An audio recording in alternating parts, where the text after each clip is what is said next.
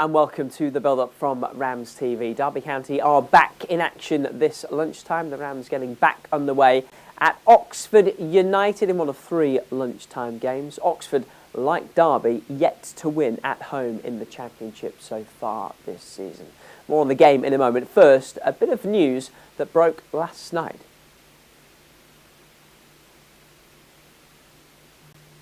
That is that Jake Buxton won't be in the dugout for Derby today. The Rams senior transition coach has been appointed manager of Alfreton Town and he'll take charge of his first National League North fixture this afternoon. Bucko will continue to work part-time during the week at Moor Farm until his replacement is named.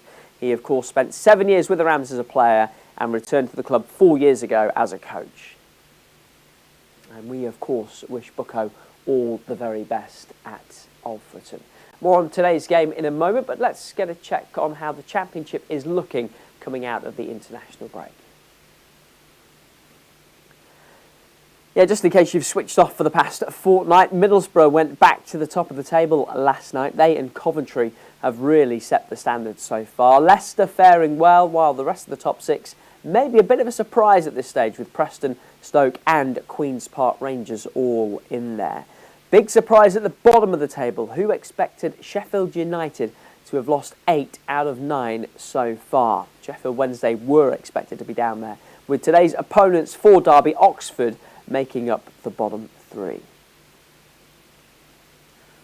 And they would go above the Rams with a victory today, though. Let's catch up with the Derby County boss, shall we? John Eustace had a handful of players away on international duty over the past fortnight. They're all back, safe and sound.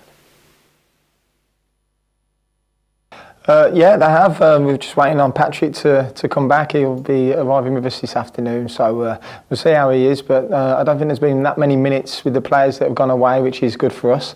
So hopefully they'll all be ready and raring to go. There has been some pretty significant travel involved for the 3 of them in particular. Does that factor in at all to how much you think you'll be able to use them over the coming week? Yeah, listen, I'll sit down with each individual and have a chat with them, see how they feel. I think, if they'd have played a couple of games each, I think we'd be probably looking at it a little bit differently. But the travel can take a lot out of the boys, so we'll just see. We'll sit down with them all 3 in the morning and see how they feel. Do you stay in touch with the players when they're away, or is it a case of you leave them be and then deal with it when they get back? No, we keep in touch. Yeah, we find out how they're getting on, how they're feeling. If they're playing and not playing, and so it's important that we still get that dialogue, and they're all in a good place. And across the squad, any major injury updates for us? No, nothing. I think everyone's more or less fit now.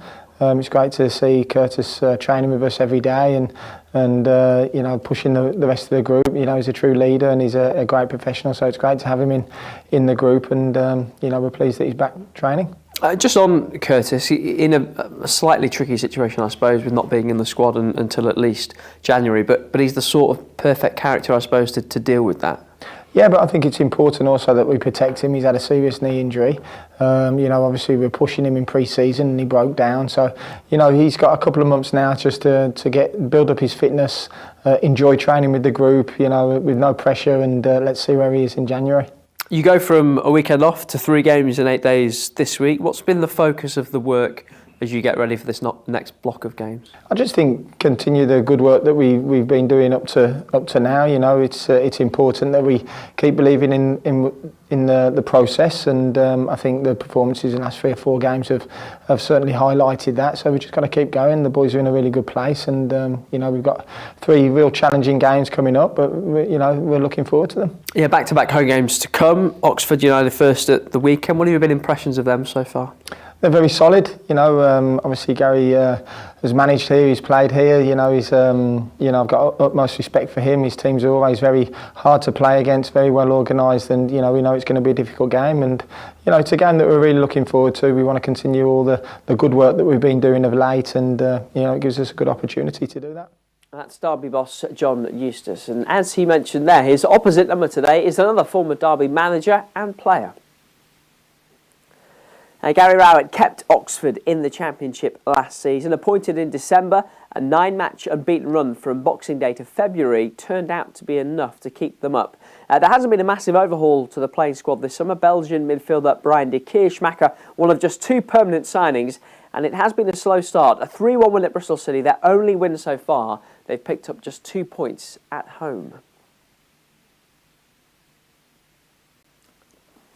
When you lose the game before the break, you perhaps can have an argument to say, do you wish you just kept going, but you don't, because it's not your choice. And then now we've got an intense period coming up, but again, an exciting period. We've got 3 home games that are slightly different to the home games that we've played so far.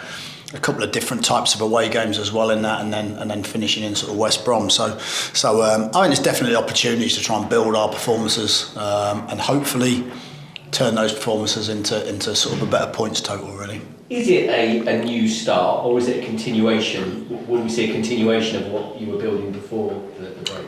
Yeah, I think everything's a continuation because you've got the same players and the same sort of ideas. Of course, it doesn't mean you're not going to tweak 1 or 2 of those ideas. I think listen, I've been doing this a long time. When you're in a period of games where you don't win, you probably look at what you're doing more critically, and you look at, do we need to tweak 1 or 2 things? But of course, you don't want to lose that continuity and that consistency, which a lot of our performances have been pretty positive on the whole, and probably warranted some more points. And I've said that, but I think that is just the fact. Obviously, what we've got to do now is we've got to make sure we get more points, because what we don't want to do, we don't want to be sat where we are in a very, very difficult division for too long. It's as simple as that. So I don't think our performances have warranted us being sat there for too long. So yeah, a bit of a continuation really, but you're always looking at new ideas to tweak things. Your old club, both as a player as a manager this weekend, a team you can go above if you beat. How do you assess that game? I assess that game like I would any other game, whether I've played there or not. Obviously, I've got a pretty strong history with the club as a player, as a youth coach, and as a manager there. And I live in the area, of course. So I've seen it from afar. I've seen, obviously, a little bit like ourselves, where John, went in there last year, did a fantastic job to keep them in the division. It looked like a very, very difficult job, but he kept them in division. Probably had a similar challenge to us this year, where you have some new ideas, some different things that you want to do, and maybe not quite gelled points wise in terms of where you want to be right at this moment. But I'm sure they'll be desperate to try and get their season on track, just like we are. They're a team with a lot of physicality in the team, so it's something we're going to have to make sure we deal with. But they've got a lot of seasoned Championship players in the team as well. So yeah, look, for us, it's focusing on what we do at home or what we want to do at home. What we've got to do really is we've got to try and finish off some of those promising moves and some of those promising areas. I think if you look at the Sheffield United game, are full of so many good things about the game. To come off losing 1-0 almost felt a little bit unfair, but you got to make sure you put it right in the next one. And that's Gary Rowett, current Oxford United manager and former Derby County right back. Let's hear from the man currently playing that position for the Rams. It's still only 7 weeks since Max Johnston joined Derby. He was part of the Scotland squad that picked up 2 big wins over the international break. Yeah, it was a good week. Obviously we had 2 important results, and that's us guaranteed a playoff spot for the World Cup qualifiers. So no, it was a good week. I know there's a bit of disquiet about the performances, but ultimately it's about results and getting through, isn't it? Yeah, I think obviously the fans weren't too happy with the performance, and we know that ourselves as players. We weren't happy with the 2 performances, but something we can work on, and it's important we still get 6 points. I know these 2 games were both at home, so it probably wasn't as complicated as it can be, but tell us about the whole experience of heading out on international duty. How frantic, how busy can it be? Yeah, it can be busy, as you said, but it's of course always an honour to represent your country, whether that's every day in training or when you're walking out at Hampden. It's a special feeling and something I'm very grateful I get to experience. Yeah, I think it was only March that you made your senior debut for Scotland. Talk to us about that day and the emotions and what it meant to the family as well. Yeah, it was obviously a really special day. It was a huge result out in Greece as well, with a 1-0 win. And I think my dad actually got 3 flights to get to the game. And I know I only played 5 minutes, but I'm sure he was delighted that he got to see it. Let's bring it back to things here. Still less than 2 months since you joined Derby. How have the past 7 weeks here been for you? Really good. I feel really settled already within the club. a big shout out to Stores, to be fair. He's been really helpful and helped me off the pitch, get really settled with the house and stuff. And no, it's been really enjoyable. Stores, for people that don't know, is Adam Storer, who's the player liaison officer, and he is a massive part of things, although he likes to stay under the radar. Tell us about how important he is to the guys. No, definitely. He's been a huge help, as I said. I don't think I would be as settled as I am without Adam, to be fair. So no, he's been a huge help, and he's definitely got a huge part to play. It was a pretty whirlwind start for you.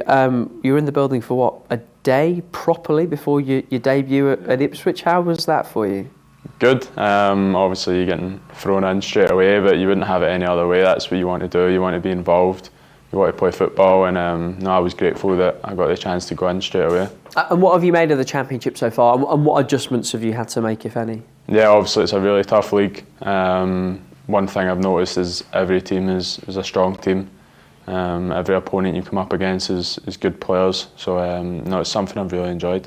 I wanted to ask about teammates, and I'll start with Craig Forsyth, because I heard that he might have mentioned the fact that he played against your dad. Yeah, it's crazy, isn't it? I know. No, he said to me, to be fair, I think it was a few weeks ago, that he actually played against my dad in Scotland, and we were laughing about it. I mentioned it to my dad as well, and he was laughing. Does your dad remember him, or? I think so, yeah. Oh, good to know. Fozzie won a couple of Scotland caps himself many moons ago now. He's still a workhorse at 37 years old. You're, 15 years his junior. How inspirational is he and what he's still doing? Yeah, it's obviously great to see. It's great to have another Scotsman in the building, but to see Fozzie still playing at 36 and putting in performances like he is, it's definitely inspiring. And what about the rest of the teammates? Who have you found yourself, spending a lot of time with? Probably Bobby Clark and Owen Beck, to be fair. Obviously we're similar ages and we've played with some of the same people and stuff, so no, probably there too. And on the pitch, busy week coming up, and you were just saying you're really looking forward to these 3 matches. Yeah, definitely. It's a busy week, of course, with the Tuesday game, but it's 3 games that I think we've got a really good opportunity, and it's something we're all looking forward to. There he is, Max Johnston. Busy day in the Championship today, 11 matches in all, including 2 other lunchtime games at Loftus Road and at St Mary's. Coventry host Blackburn at 3, knowing a win will take them back to the top of the table. And there's the late game at the King Power, where Leicester host Portsmouth. And in a couple of hours' time, RamsTV takes you to the Kassam Stadium for Oxford United against Derby County. This is a game you can watch on RamsTV everywhere outside the UK. Get your Game Pass now at dcfc.co.uk. Matchday Live with you from the earlier time of midday. We'll see you then. Goodbye.